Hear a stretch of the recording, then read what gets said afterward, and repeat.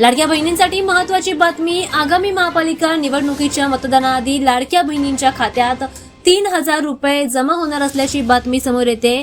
मकर संक्रांतीच्या आधी, महापालिका निवडणुकीच्या आधी या योजनेचे पैसे महिलांना त्यांच्या खात्यामध्ये जमा होणार आहेत। दरम्यान डिसेंबर आणि जानेवारी अशा दोन्ही महिन्यांचे हप्ते महिलांच्या खात्यामध्ये एकत्रितपणे वितरित केले जाणार आहेत। दरम्यान आगामी या पालिका निवडणुकीआधी शासनाने हा मोठा निर्णय घेतलाय। दरम्यान यासाठी ई-केवायसी करणं बंधनकारक होतं।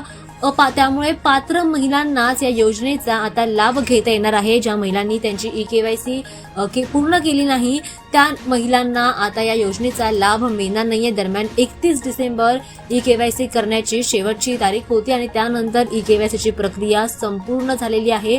त्यामुळे आता ज्या महिलांनी ई-केवायसी केली त्याच महिलांना या योजनेचा लाभ घेता येणार आहे।